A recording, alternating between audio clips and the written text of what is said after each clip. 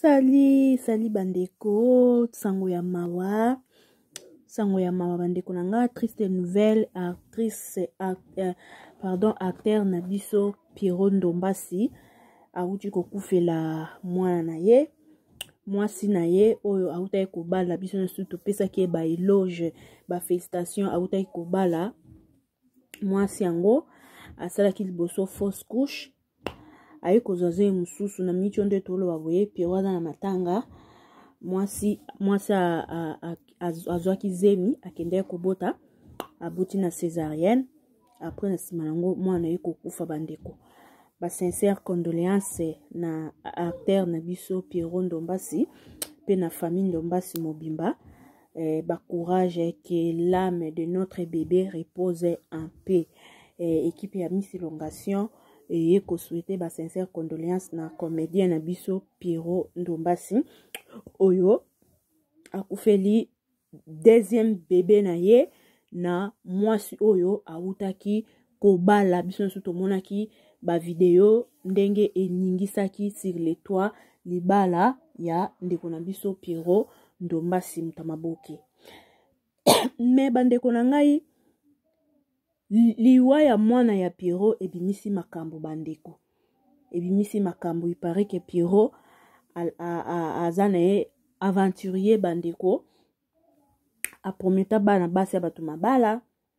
msusu kuta botisa ye pe mwana pesa akoli me tangu Pierrot akomi komona mbongo asali nini aboyaki fi yango kombo na Mbenza asalaka pe théâtre na groupe ya Nana Linière tango atiki fi yango aye kolinga fi mususu na Suède fi yango pe akitaki na Kishasa kuna bake kosala makambo ya libala me kaka Pierrot ye moko akendaki sukotonga fi yango oya kolinga fi yango te po fi yango azilonga mabe ya zolinga ka fi yango po na poto e kosala ka nde bazala bisika ozotonga moto les mirons des oreilles baye koyoka Pierrot ba signaler mwana mwasi wana ndenga pa boya na Pierrot après Pierrot aye kokutana na mwasi na ye oyo abalaki oh tout en azola ete alliance oh j'ai pas les mots à te dire c'est que je peux te dire je t'aime biso nso tomonaki acteur na biso comédien Pierrot ndenga benda ka je t'aime na ye wana mulai alakisaki penaza mobala bepisi bandeko njoka nde mwasi wana o Pierrot abalaki ye pe atamusaki vi na ye malamu te o ye pe azalaki na mobali na ye ya nigérien o bazalaki kovanda mais apresenta nigérien wana Pierrot grand frère na ye en tout cas bandeko toyebaka kobongisa bapase na biso bandeko na nga mwasi ya Pierrot apresenta Pierrot epa nigérien wana grand frère na ye sikoyo mukolo Pierrot mwasi azoke kobala na Pierrot nigérien wana pe apesaki pe mbongo ye mwasi ya Pierrot aesi nigérien ke non na okende fete mon naza invité nigérien wana pe apesi chicon botala ba malédiction mususu bandeko na ngai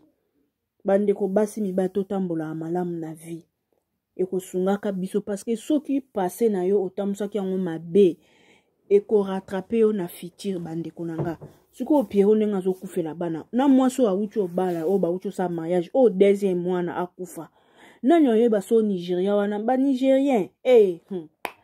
so Nigeria wana asalaki bisa sala na mwana mwasi obolia mbongo na ye apesaki obolingo yo ke kobala mutu mususu ba audio bango baye na matière to bendi kuna pian malgré za matanga du côté matanga mes condoléances mais bota musaba vi na bino malamu po Pierrot obali mwasi bandi kokufela bana bo c'est que likambu ezali comment ça fait tu obali mwasi bandi kokufela bana bo likamni ya liboso fausse couche ya mibale ya meni peze miti 9 mois tiake kobota césarienne na ko na mwana kufi o likamni bo bongisa ba vi ba etamboleli na bino toka ba wojo bandeko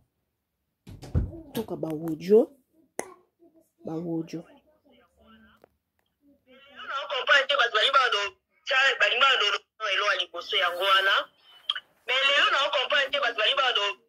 balinga ndolo bana Pierrot na yebite ba comédien na balika basi balisa basi na yebite Pierrot ti abadeti bakabana mwasi ya poto likola fi wala kilasa azana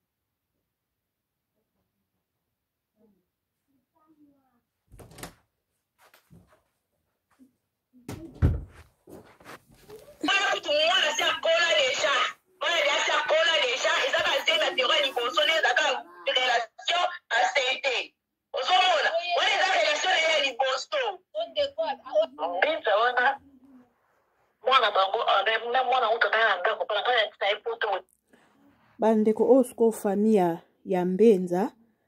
cousine ya Mbenza azotémoigner ndenge scène yango elekaka na ndenge Pierrot adesevaki nani Mbenza likolo ya mbongo kama mokili oyo mawa mingi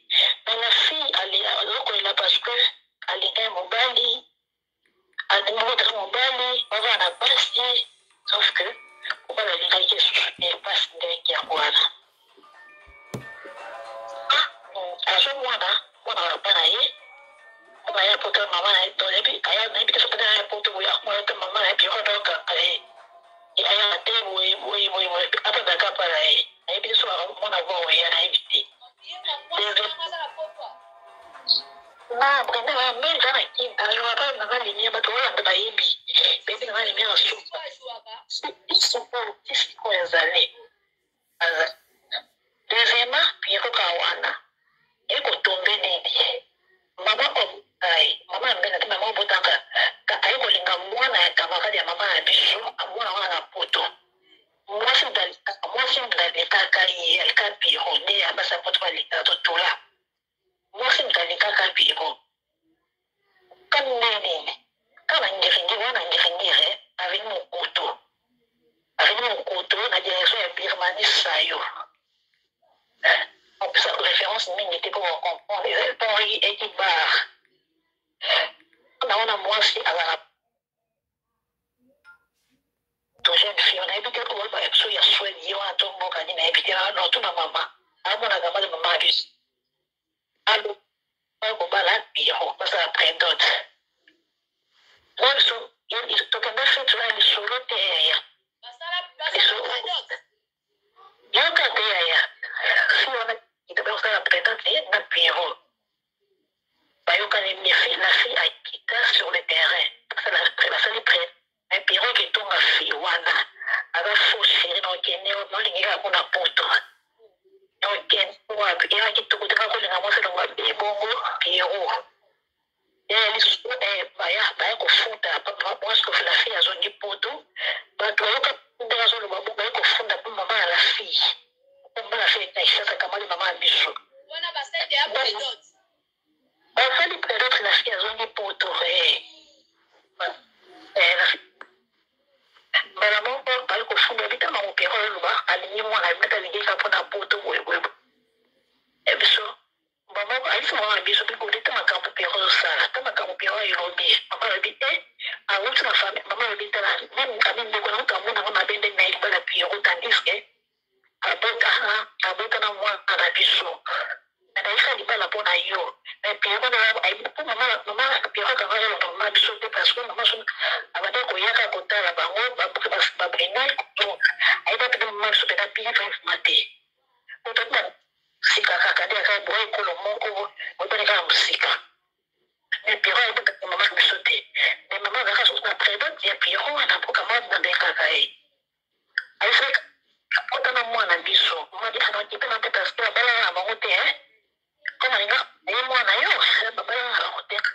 kwa camarade na ngai bana yote kwa makambo kwa bana biso wali kala oyo papa ya kana ifita esa la ke tum kama na bitama abiko leta makambo Pierrot sali alika kutunga tunga mwana ngai ke mwana ngazi longa bela nikina ite nikika pona poto mama biso na ibisaka makambo Pierrot kwa sala mwana biso ngawuli kati mais comme yo moko monyango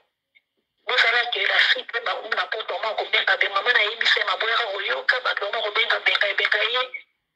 bosala ke la fille parce que retira ba pele ka gebele na de ko ma ke taroka bala kuma stable lo c'est ça un peu ça donc ya voilà